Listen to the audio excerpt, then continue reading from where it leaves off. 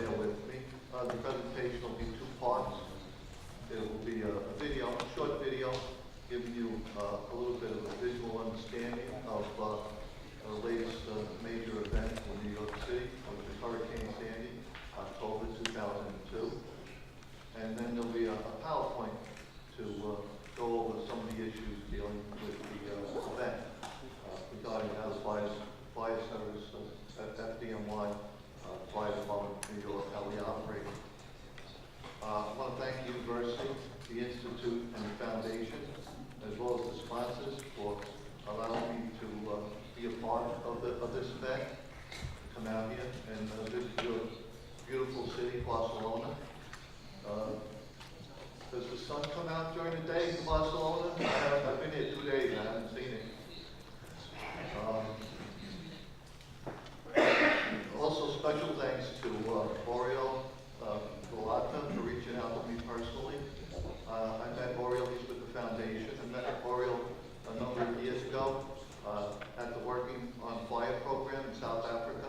I teach for them. It's like a semi-governmental organization. They train young people in urban firefighting as well as wildland firefighting. And I was instructing in the incident command system. And I was first introduced to the incident command system down at Ground Zero on 9/11. We had a number of buildings that we were dealing with in regards to fire. They eventually collapsed. We had 16 acres of urban environment that was heavily involved in fire and building collapse, search and rescue.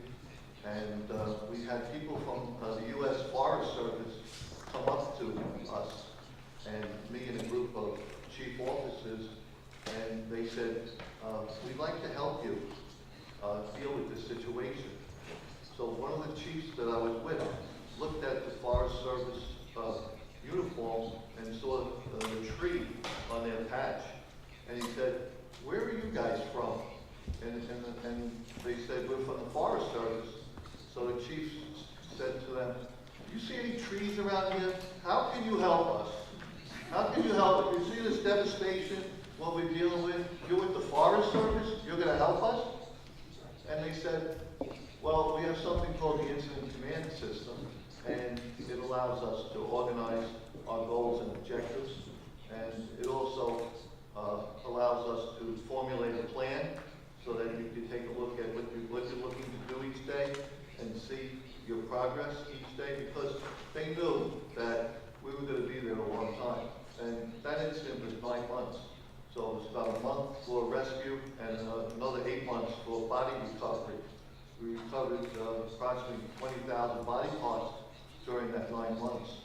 So generally in the fire service, we're in and out. We get there, we have a fire, our guys go in, they put the fire out. Within an hour, we're out of there, it's over. Fire's extinguished, and we leave.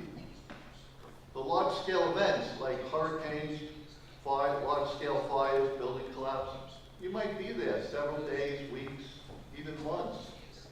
So you need to organize and manage your resources and develop some type of a plan to improve efficiency and safety. So let me talk a little bit about the incident command system. During that 9/11, I was working operations for the first month, and then the next 8 months I was dealing with safety. I was the safety officer down at Ground Zero for that period of time. My claim to fame was that no one got seriously injured or killed during that 8 months. You got to remember, hundreds of guys working in an area where you had over 30 cranes, you had these grapplers, this heavy equipment to pull out compressed material and distribute it so that the fire service, other first responders could look and see if anybody was in the rubble, body parts, things of that nature. So it was a very intense operation for a long period of time. Payloaded trucks, a lot of issues we were dealing with. So We utilized incident command during that 9-month period, and it was very effective. Also, in 2005, there was a hurricane that hit the Gulf Coast, and it devastated New Orleans and their fire service, flooded out the storm surge, flooded out their infrastructure and their firehouses, and a lot of families had to move away from the area, and a lot of the firefighters were displaced trying to take care of their families. So we were asked to go down there and assist the city and also assist their fire department.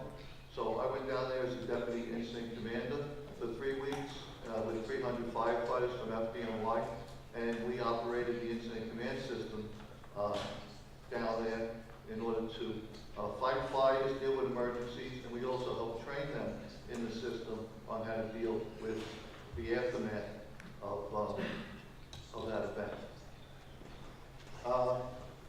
Presently, I've been on the staff in FDNY for 11.5 years as an executive staff chief, and it's like dog years. Every year as a staff chief is like 7 years, because you're always doing something, you're always busy, and so try to provide a little bit of my experience and knowledge in regards to major events and how it can correlate not only to forest fires, but also large-scale events. So for Hurricane Sandy, for this presentation, I'm the chief of logistics, so I was dealing prior to the event, as well as during the event and after the event with logistical issues for the fire service as well as the city in general. I want to commend the organizers of this conference for, I was looking through the internet and looking at some of the information on the conference and saw things about their goals and objectives, and talking about how, and it was mentioned here earlier, how this is a meeting point for suppression people, for the private sector, public safety organizations, and that's a good thing. Get everyone together, discuss the issues, deal with new technology and that type of thing. So I read about some of the topics in regards to sharing knowledge and experience, fire management, planning, strategy, and tactics, and also enhancing firefighter efficiency and safety on the fire ground, improving communications. I read things like crisis communications and using social media to our benefit. Team building, meeting the psychological needs of the community, utilizing GIS mapping and also GPS positioning. And this presentation hopefully will touch on some of these topics and allow me to provide some feedback to you today that are here today. So first we'll start with the video. Hopefully we can bring it up here.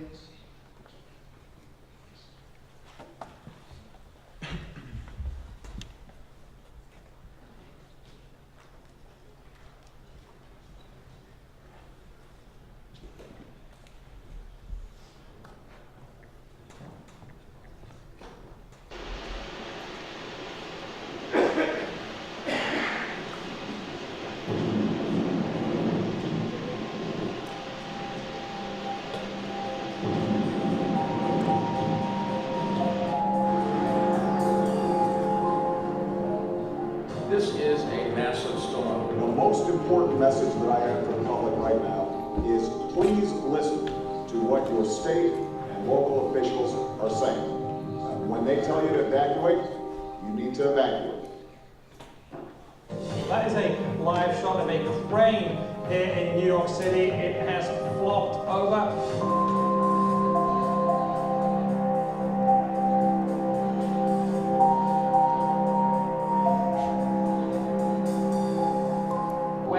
Stock and options markets are closed today. Thousands Earnings reports are being delayed, and like I said, Sandy's even here yet. And we should not assume the predictions will be wrong.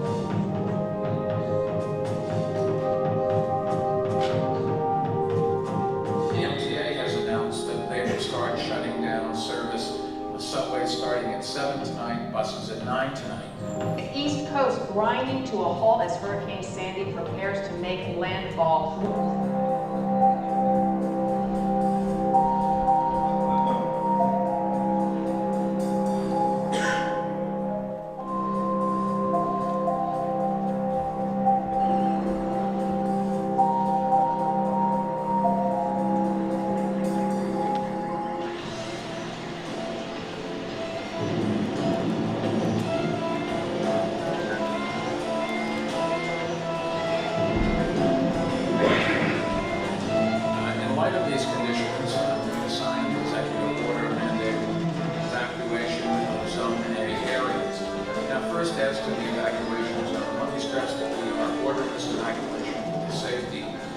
Approximately 375,000 people who live in these areas.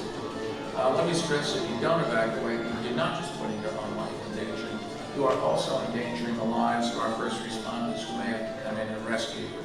And we hope you don't face those kinds of dire situations, but you could. They build some of these buildings to get to some of the people who were trapped in their apartment buildings as this fire was spreading. These members of the specialized unit had to go in without all that, wade through the high water, steal some of these buildings, break through windows, get into these apartments. We're talking maybe as many as 30 to 40 people rescued over the course of about 3 or 4 hours.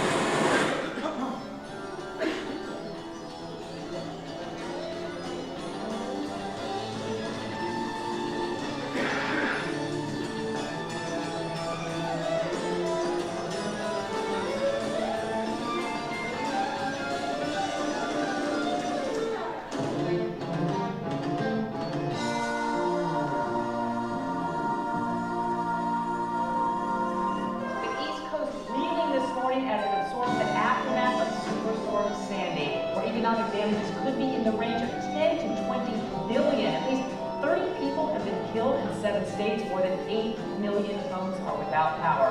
And in New York City, the wounds are particularly severe. In the borough of Queens, between 80 to 100 homes caught fire last night and were destroyed. Public transportation meantime continues to be closed after extensive flooding. There is no timeline on when that will change. The governor was just speaking. It looks like some relief is going to be on the way for New Yorkers and people in New Jersey. Look, it's been a long week. It has been a long week for everyone. It's not over. There are still inconveniences, but it could have been a lot worse. All right, so that helped to provide a visual understanding of some of the issues that we were dealing with.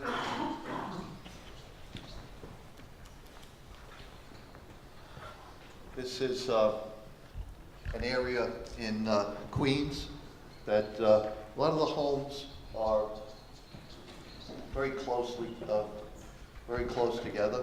So that leads to conflagration, where one home ignites a fire, and it's only a short distance for the fire to spread from home to home.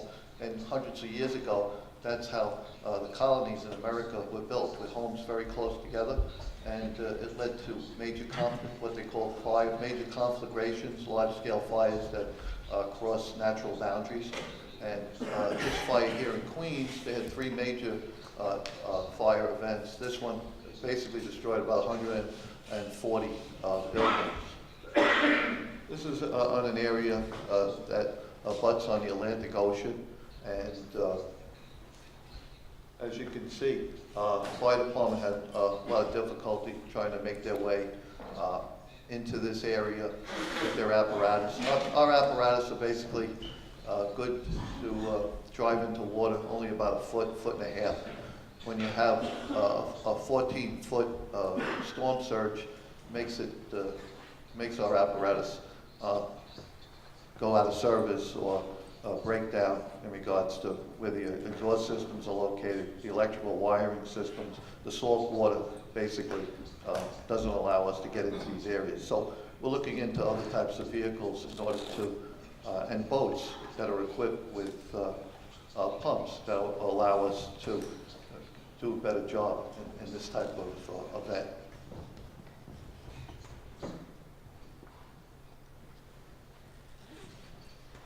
This we deal a lot. This conference deals about working with other organizations and the fire department.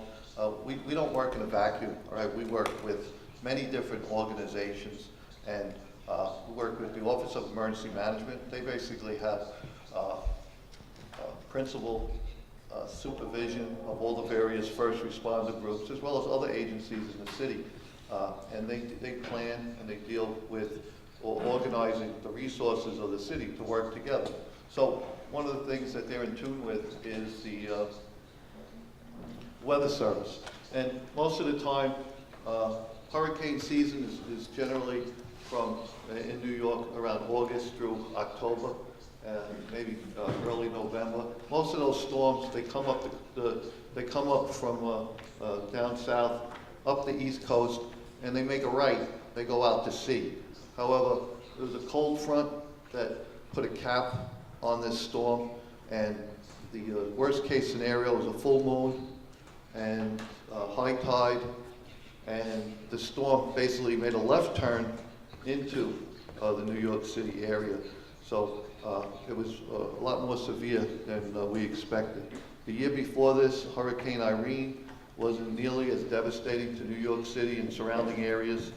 And a lot of people in the city thought it was going to be another type of minor event, and they were taken by surprise. However, as you can see, the storm was very devastating in regards to the direction on how it entered into New York Harbor.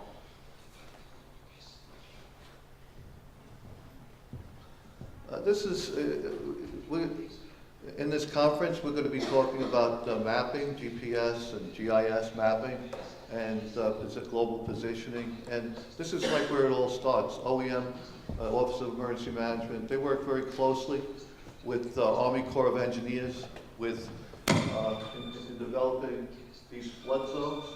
This is how it looked during during Hurricane Sandy. They had 3 zones, A, B, and C, based on elevation.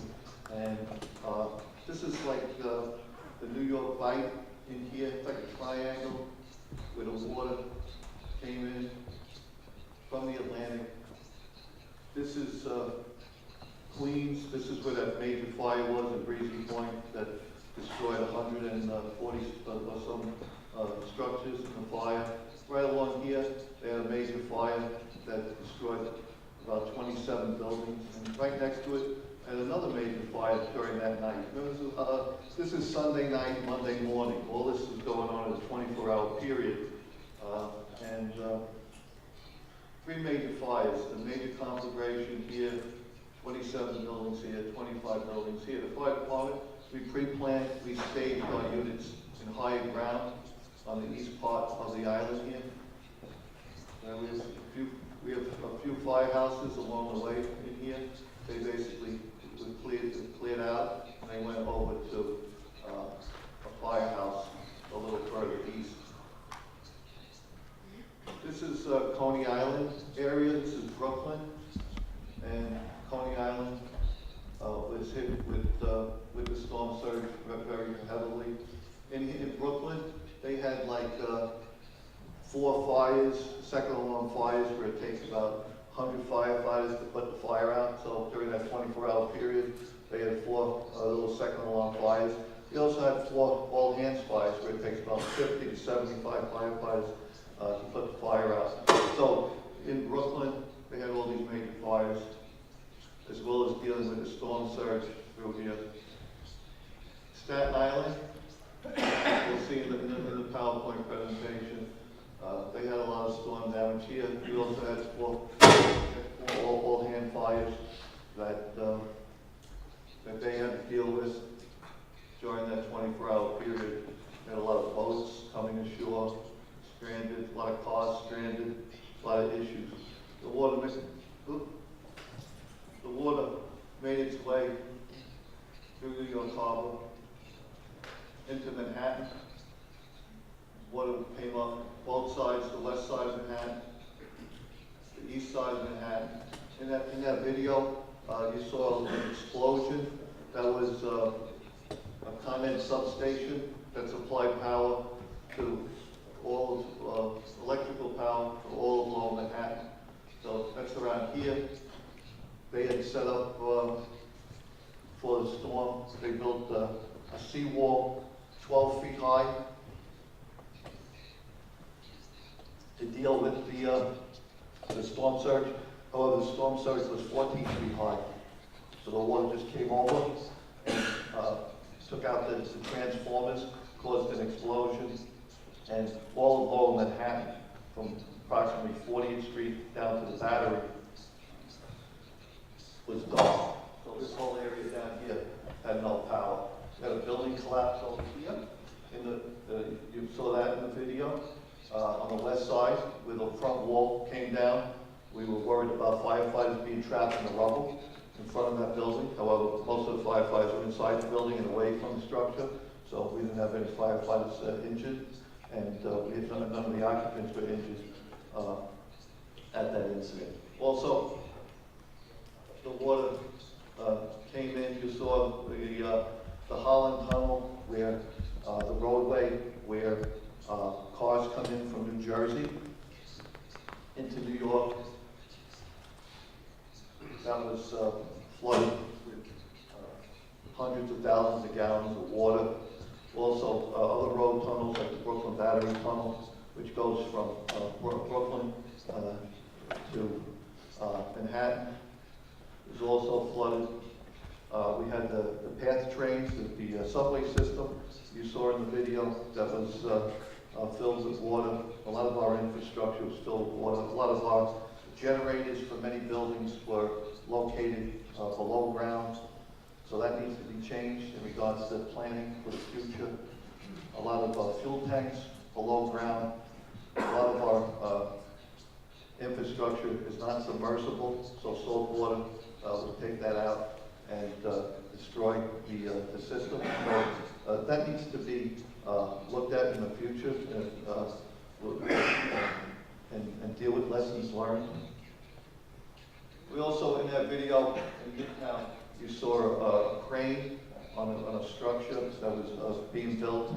It was about 70 stories high above ground, and that crane, the top part of the crane collapsed, and it was threatening to come down on a steam line underground in the street, as well as gas lines in the street. So there was a major evacuation dealing with about 25 buildings in that area, high-rise office buildings in Manhattan, dealing with getting all the people out and keeping that area clear for several days until we could work with Con Edison, which is a utility company. Like I said, we deal with many different agencies. So dealing with the utility company to shut off the steam line, shut off the gas line.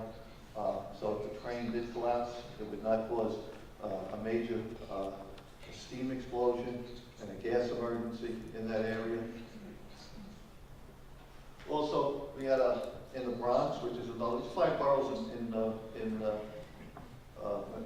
New York City: Queens, Brooklyn, Staten Island, Manhattan, and the Bronx. So up in the Bronx, they also had a flood surge, and they had a third alarm fire. Needed about 200 or so firefighters to put out a structural fire, commercial restaurant fire up in the Bronx and in City Island. It's a little area, a little island, which is part of the Bronx that had a major fire. The units were there, they were operating, and then the storm surge started rising, and they basically, there's only like one way in and one way out to the island. So as they were operating, they saw the water coming in, and they basically had a retreat over the bridge until the storm surge. They put out as much fire as they could, but then they had to retreat over the bridge and wait for the storm surge to recede in order to go back and finish extinguishing the fire and look for people who were possibly still inside that building. The mayor of New York City, he ordered evacuation of Zone A. Zone A is this orange area here. These are the most critical areas where, because of low elevation, where historically you have flooding. So the mayor of New York asked the citizens, about approximately over 500,000 people, to evacuate. And some did, some didn't. So that's something that needs to be addressed in regards to social media. The mayor put out a commercial announcement. We have the Federal Communications Commission. They were able to work with city government to send out a text message to anyone who had a cell phone. Doesn't matter, any cell phone, commercial carrier, Verizon, Sprint. If you had a cell phone, you were getting a text message saying that if you live in these areas, and a lot of this information was on the web. New York City also tweeted information out to the citizens to let them know that they needed to evacuate. So the fire department was also utilizing Twitter and also utilizing our website to talk to the citizens of New York to see what the problems were. With social media, it allows you to really, if you monitor it, nowadays emergency management people, they're monitoring social media, and it allows them to get an understanding of what's really happening out there in the real world. If you have to wait for the news media to put it on television or on the radio, it's going to take a lot longer for you to fully understand what's going on. So if you really want to be in touch with the citizens, start getting into that social media and monitor it and start having people to analyze the information that's coming in. This could be very helpful to give you some lead time to operate. The fire department also, we talk about pre-planning, just like the Forest Service. You have a fire season. Well, after the fire season, you just don't pack up your bags and you don't do anything else until the next year or the next fire season. You have to pre-plan. The fire department has many phases of planning. We have activation stage where 72 hours before the event, we stage all our equipment and resources. We put all our boats in positions where they'd be most helpful. We stage our apparatus. We man our units, additional units, and we're able to get ready for the event. And then we have an implementation stage. And throughout the whole year, starting in March, we're requisitioning supplies. We're doing tabletop exercises. We're training for these types of events. So throughout the year, we have in the New York City Fire Department, we have headquarters, we have divisions, we have battalions, we have the units. We have in New York City Fire Department 16,000 people, 16,000 men, 14,000 firefighters in the New York City Fire Department. 14,000 firefighters. It's a lot of fire. That's more than some cities. All right? 3,000 EMS. 14,000 firefighters, 3,000 EMS. $1.2 billion budget just for the fire department. Okay? So we have a lot of resources, but you've got to be able to manage those resources. So each division, battalion, units have company commanders. Each one of those, we have 9 divisions, 50 battalions. We have like 220 fire engines, type 1 fire engines, 2,000 gallon pumpers, minute pumpers. We have 140 ladder companies. So we have dozens of rescue special units, rescue squads that come in. So they all have storm coordinators, and those storm coordinators have responsibilities. And throughout the year, they have to make sure that their water maps are checked, that they do surveys in regards to where they can set up mustering sites, where they can stage, what equipment they need, that type of thing. So throughout the year, this is all being looked at in regards to a large-scale event. Now, something like this you can plan for. You also have to deal with events that are unplanned. So you also have to do your training, dealing with situations where you don't have 96 hours before the event to get ready, to activate, and then to implement. So depending on what the nature of the event is, you've got to be able to deal with the situation, but also learn from the past and build on that. Now, the coastal storm plan that Office of Emergency Management developed, that was in 2000.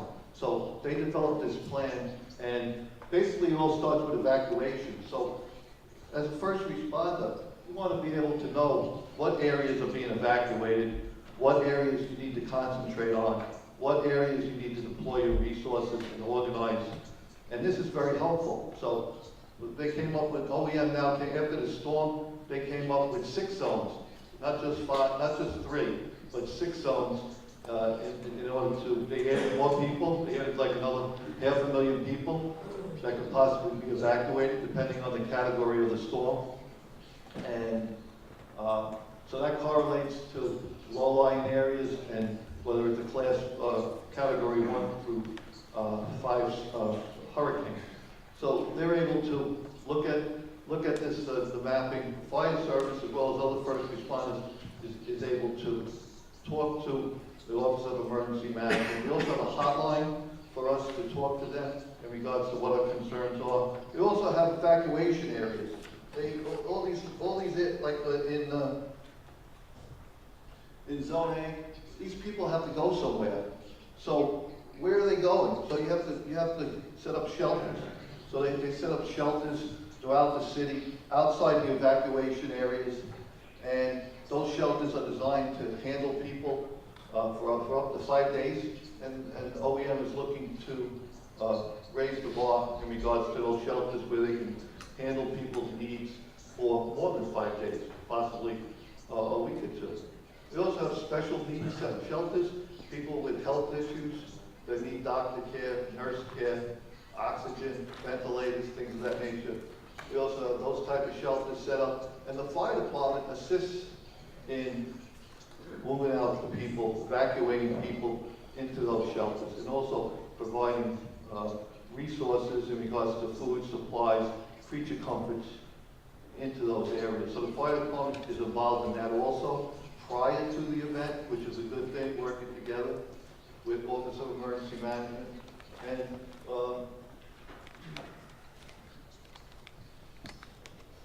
And the fire department's also involved in this whole homebound program. They have citizens that are non-ambulatory, citizens that cannot just get up and leave their home. So that needs to be addressed. You need to know where these people are. You need to know that when it comes time to evacuate an area, that you're able to have resources to go in there and take those people to, let's say, a special needs shelter. So that's very important. So it's all part, like I said, of planning and understanding your population, what their needs are, and working with other agencies to develop some type of a plan. We also, in New York City, we have a 311 system for non-emergencies. People can call up 311, they dial 311, and they can tell what the problem is in regards to non-emergency situations.